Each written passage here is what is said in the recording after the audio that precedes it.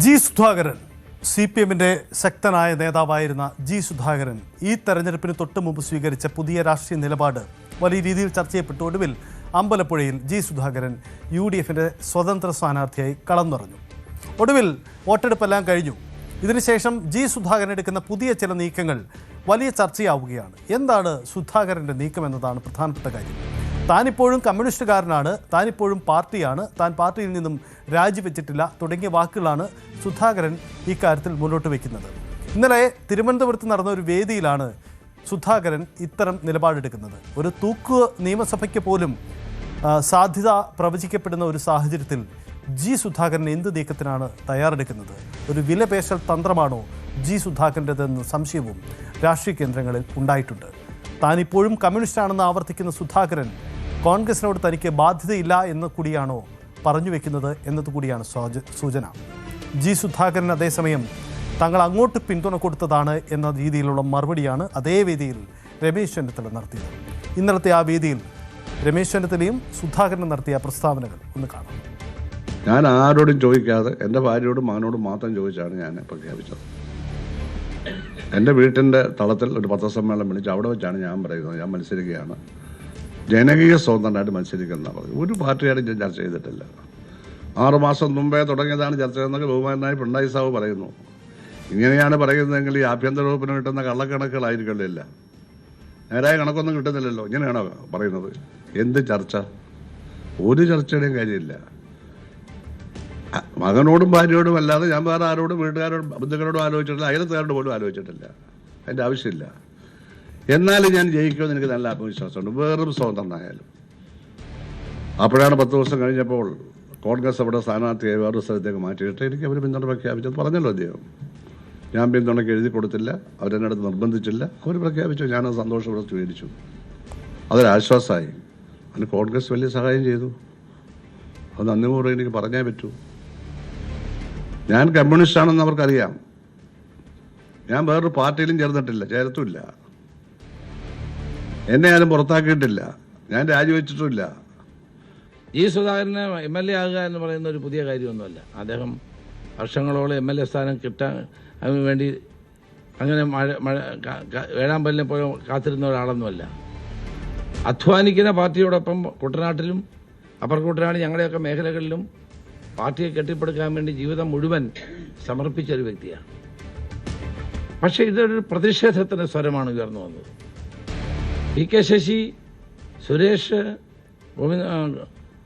തളിപ്പറമ്പിലെ Govindan master അല്ലേ, PK Govindan, TK Govindan, Aisha Potty, ഇതൊക്കെ പ്രതിഷേധത്തിൻ്റെ ശബ്ദങ്ങളാണ്.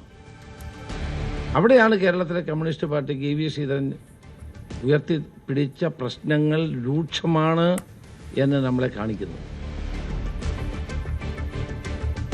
ഇതാണ് രണ്ട് നേതാക്കളുടെ വാക്കുകൾ. ഇതാണ് എന്താണ് ജി സുധാകരൻ്റെ വാക്കുകളിൽ ഉള്ള ഇപ്പോഴത്തെ ഒരു മാറ്റം, അതാണ് നമ്മൾ പരിശോധിക്കുന്നത്. VV അരുണുണ്ട്. അരുൺ, ജി സുധാകരൻ തെരഞ്ഞെടുപ്പ് മുമ്പും തെരഞ്ഞെടുപ്പിന് ശേഷമുള്ള അദ്ദേഹത്തിൻ്റെ വാക്കുകളിൽ പ്രസ്താവനയിൽ വലിയൊരു മാറ്റം പ്രകടമാണ്. ഒരുപക്ഷേ ഒരു സമ്മർദ്ദ നീക്കമാണോ? പാർലമെൻ്ററി വ്യാമോഹം ഇപ്പോഴുമുള്ള ഉണ്ടെങ്കിൽ ജി സുധാകരൻ്റെ ഏതൊരു സമ്മർദ്ദ നീക്കമാണോ? അതിനപ്പുറം സുധാകരൻ ഇപ്പോഴും CPMലേക്ക് തിരിച്ചു വരാനുള്ള സാധ്യതകൾ മുന്നിൽ അദ്ദേഹം കാണുന്നുണ്ട്. എന്താണ് ജി സുധാകരൻ്റെ ഈ നീക്കത്തിന് പിന്നിൽ? സത്യത്തെ എങ്ങനെ വേണമെങ്കിലും വ്യാഖ്യാനിക്കാൻ തരത്തിലുള്ള ചില പരാമർശങ്ങളാണ് അദ്ദേഹം ഇന്ന് നടത്തിയത്. പ്രത്യേകിച്ചും സംസ്ഥാനത്ത് ഒരു മുന്നണിക്കും വ്യക്തമായ മേൽക്കൈ ലഭിക്കില്ല എന്ന സർവേ ഫലം കൂടി കണക്കിലെടുക്കുമ്പോൾ ഒരുപക്ഷെ ഒരു തൂക്കസഭ എന്ന ഒരു പ്രവചനം ഒരു സർവേ എക്സിറ്റ് പോളിലുണ്ട്. അതുകൊണ്ട് തന്നെ ആ സാഹചര്യത്തിൽ സുധാകരൻ്റെ ഇതൊരു സമ്മർദ്ദ തന്ത്രമാണോ എന്ന് വേണമെങ്കിൽ ചിന്തിക്കാതെ പ്രതികരണമാണ് അദ്ദേഹം നടത്തിയത്. താൻ ജനകീയ സ്വതന്ത്രനായി മത്സരിക്കാൻ തീരുമാനിച്ചാണ്. കോൺഗ്രസ് ആണ് തനിക്ക് പിന്തുണ ഇങ്ങോട്ട് വന്ന് പിന്തുണ നൽകിയത്. കോൺഗ്രസിൻ്റെ പിന്തുണ ഇല്ലായിരുന്നുവെങ്കിലും ജയിക്കുമായിരുന്നു. അതായത് അഥവാ ജയിച്ചു വന്നാൽ പോലും അത് കോൺഗ്രസിൻ്റെ ക്രെഡിറ്റിലേക്ക് മാത്രം പോകില്ല, അങ്ങനെ കോൺഗ്രസിന് തന്നെ നിയന്ത്രിക്കാൻ കഴിയില്ല എന്നുകൂടി വ്യക്തമാക്കുകയാണോ സുധാകരൻ എന്ന സംശയം സ്വാഭാവികമായും ഉയർന്നു വരും. പ്രത്യേകിച്ച് രമേശ് ചെന്നിത്തല കൂടി പങ്കെടുത്ത ഒരു വേദിയിലാണ് സുധാകരൻ ഈ നിലപാട് വ്യക്തമാക്കിയത്. മാത്രമല്ല തന്നെ പാർട്ടി പുറത്താക്കിയിട്ടില്ല, പാർട്ടി അംഗത്വം രാജിവെച്ചിട്ടില്ല, ആ മെമ്പർഷിപ്പ് പുതുക്കിയില്ല എന്നുള്ളത് മാത്രമാണ്. അതായത് അദ്ദേഹം ഇപ്പോഴും CPM-ൻ്റെ കമ്മ്യൂണിസ്റ്റുകാരെന്ന് പറയുന്നു, CPM അദ്ദേഹം പറയുന്നില്ല. പക്ഷേ ഒരു CPM പ്രവർത്തകൻ തന്നെ എന്ന് സൂചിപ്പിക്കുന്നതിൻ്റെ പ്രതികരണമാണ് അദ്ദേഹം നടത്തിയത്. അതാണ് ചർച്ചകൾക്ക് വഴി തുറന്നിരിക്കുന്നത്, അതാണ് ചില സംശയങ്ങൾക്ക് ഇട നൽകുന്നത്. ഒരു തൂക്കുസഭ വന്നാൽ, നെക്ക് ടു നെക്ക് ഫൈറ്റിലേക്ക് കാര്യങ്ങൾ മാറി ഒരു തൂക്കുസഭ വന്നാൽ എന്താകും സുധാകരൻ നിലപാട്? കോൺഗ്രസിന് അങ്ങനെ അത്ര പെട്ടെന്ന് സ്വാധീനിക്കാൻ കഴിയുന്ന ആളാണോ സുധാകരൻ? ചോദ്യം അവിടെ ഉയർന്നു വരും. ഒരു വിലപേശ നീക്കം കൂടിയാണോ സുധാകരൻ നടത്തുന്നതെന്ന സംശയം ആരെങ്കിലും ഉന്നയിച്ചാൽ അവരെയും കുറ്റം പറയാൻ കഴിയില്ല. അദ്ദേഹത്തിന് ഇന്നത്തെ പ്രതികരണങ്ങൾ, പ്രത്യേകിച്ച് രമേശ് ചെന്നിത്തലയെ കൂടി സാക്ഷിയാക്കിക്കൊണ്ടുള്ള പ്രതികരണങ്ങൾ കാണുന്നു. ഓക്കെ, അരുൺ, ഈ രാഷ്ട്രീയത്തിൽ എന്തും സംഭവിക്കാം, എന്തും എങ്ങനെയും സംഭവിക്കാം, തർക്കമൊന്നുമില്ല. ജി സുധാകരനെ ഒരു പ്രത്യേക രാഷ്ട്രീയ സാഹചര്യം വന്നപ്പോൾ അതിനെ ഉപയോഗപ്പെടുത്തുക, ഇതായിരിക്കാം കോൺഗ്രസ് അമ്പലപ്പുഴയിലെടുത്ത തന്ത്രം. ഒരുപക്ഷെ അമ്പലപ്പുഴയുടെ തെരഞ്ഞെടുപ്പ് ഫലം എന്തായാലും പുറത്തു വരാനിരിക്കുന്നു. സംസ്ഥാനത്തിൻ്റെ ഇപ്പോഴത്തെ രാഷ്ട്രീയ സാഹചര്യത്തിൽ ഏതു തരത്തിലുള്ള സാധ്യതകളുമുണ്ട്. എക്സിറ്റ് പോളുകളും കൃത്യമായ ഒരു മജോറിറ്റി ഒന്നും ആർക്കും പ്രവചിക്കാത്ത സാഹചര്യവുമുണ്ട്. അപ്പോൾ വിദൂരമായെങ്കിലും ഈ ജി സുധാകരനവും CPM-വുമായി ചേർന്ന് പോകാനുള്ള സാധ്യത എത്രമാത്രമുണ്ട്? അങ്ങനെ ഒരു സാധ്യത മുന്നിൽ കാണാൻ കഴിയുമോ? പ്രത്യേകിച്ച് പിണറായിയൊക്കെ അതിശക്തമായ വാക്കുകൾ ഉപയോഗിച്ച് സുധാകരനെ തള്ളി പറഞ്ഞു കഴിഞ്ഞു.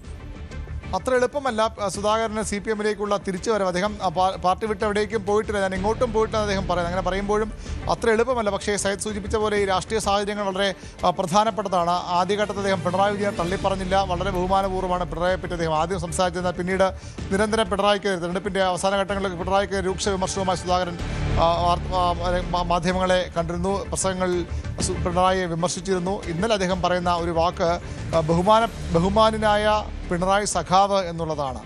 പിണറായിയോട് എക്കാലത്തും കൂറ് പുലർത്തിയ, ഒരു ചെറിയ ഇടവേള ഒഴിച്ച് ബാക്കി സമയങ്ങളിലൊക്കെ പിണറായിയോട് വളരെ കൂറ് പുലർത്തിയ, ആലപ്പുഴയിലെ പാർട്ടി സംവിധാനത്തെ ഒന്നാകെ VS-ൽ നിന്ന് വെട്ടിമാറ്റി പിണറായിക്ക് മുമ്പാകെ എത്തിച്ച നേതാവ് കൂടിയാണ് ജി സുധാകരൻ. പിണറായി എക്കാലവും വലിയ മതിപ്പോടുകൂടി എപ്പോഴും സംസാരിക്കുന്ന നേതാവാണ്. ഈ കോൺഗ്രസിലേക്ക് പോയ ചെറിയ സമയം, അല്ലെങ്കിൽ CPM വിട്ട ചെറിയ സമയത്ത് മാത്രമാണ് അദ്ദേഹം അത്തരത്തിൽ പിണറായി വിമർശിച്ചത്. ഇന്നലെ ആ വിമർശനം കൂടി ഇല്ലാതെ പിണറായി വളരെ ബഹുമാനിച്ചുകൊണ്ടുള്ള, ബഹുമാനായ പിണറായി സഖാവ് എന്ന് പറഞ്ഞുകൊണ്ടുള്ള ഒരു വിമർശനമായിരുന്നു അതും. എങ്കിൽ പോലും പോലീസിനെ വിമർശിച്ചതാണ്, പോലീസ് ഭരണത്തെ വിമർശിച്ചതാണ്. എങ്കിൽ പോലും അവിടെയും ബഹുമാനായ പിണറായി സഖാവ് എന്ന് പറയാൻ സുധാകരൻ മനസ്സു കാട്ടി. അതൊക്കെ ചേർത്ത് വയ്ക്കുമ്പോൾ ഒരുപക്ഷെ സുധാകരൻ പൂർണ്ണമായും ഒരു CPM വിരുദ്ധനായി തൻ്റെ രാഷ്ട്രീയം അവസാനിപ്പിക്കാൻ താല്പര്യം കാട്ടുന്നില്ലേ എന്ന ചോദ്യമൊക്കെ ഉയർന്നു വരാം. എല്ലാം രാഷ്ട്രീയമാണ്. തീർത്തും അവസരങ്ങൾക്കനുസരിച്ച് നിലപാടുകൾ മാറ്റാനുള്ള സാധ്യത തള്ളിക്കളയാനാകില്ല. സുധാകരൻ CPM-ലേക്ക് മടങ്ങിപ്പോകില്ലേ എന്ന ചോദ്യത്തിനൊക്കെ കാലമാണ് മറുപടി വേണ്ടത്. പക്ഷേ എങ്കിൽ പോലും ചില വഴികൾ അവിടെ സുധാകരൻ തുറന്നിടുന്നു എന്നുകൂടി നമുക്ക് ഈ ഒരു പരാമർശത്തിൽ നിന്ന്, അദ്ദേഹത്തിൻ്റെ പ്രസംഗത്തിൽ നിന്ന് വേണമെങ്കിൽ വായിച്ചെടുക്കാവുന്നതാണ്. യെസ്, എന്തായാലും അരുൺ സൂചിപ്പിക്കുന്ന പോലെയാണ്, രാഷ്ട്രീയമാണ്, എന്തും സംഭവിക്കാം. ജി സുധാകരൻ്റെ നീക്കം ഈ തെരഞ്ഞെടുപ്പ് രംഗത്ത്, ഈ തെരഞ്ഞെടുപ്പ് കാലഘട്ടത്തിൽ ഏറ്റവും ചർച്ച ചെയ്യപ്പെട്ടതാണ്. പ്രത്യേകിച്ച് CPM ഏറെ വില കൊടുക്കേണ്ടി വരുന്ന ഒരു രാഷ്ട്രീയ നീക്കം കൂടിയായി അത് മാറുമോ അല്ലയോ എന്ന കാര്യം കൂടിയാണ് അറിയേണ്ടത്. എന്തായാലും ജി സുധാകരൻ അമ്പലപ്പുഴയിലെ സ്ഥാനാർത്ഥിത്വം, അവിടെ സലാമിൻ്റെ സ്ഥാനാർത്ഥിത്വത്തിനെതിരെയാണ് അദ്ദേഹത്തിൻ്റെ രാഷ്ട്രീയ നീക്കങ്ങൾ പൊതുവെ ഉണ്ടാവുകയും അദ്ദേഹം പിന്നീട് സ്വതന്ത്രനായി രംഗത്തെടുക്കുകയും ഒടുവിൽ കോൺഗ്രസിൻ്റെ സ്ഥാനാർത്ഥിയായി മാറുകയും ഒക്കെ ചെയ്യുന്നത് നമ്മൾ കണ്ടത്.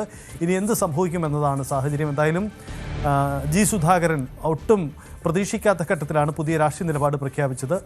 ഇപ്പോൾ അദ്ദേഹത്തിൻ്റെ ശബ്ദത്തിന്, നിലപാടുകളിൽ മാറ്റമുണ്ടാകുന്നുണ്ടോ എന്ന കാര്യം കൂടി കൗതുകമുള്ളതാണ്. കാത്തിരിക്കാം എന്ത് സംഭവിക്കുമെന്ന കാര്യത്തിൽ. കൂടുതൽ വാർത്തകൾക്ക് News 18 Keralam YouTube channel subscribe ചെയ്യുക.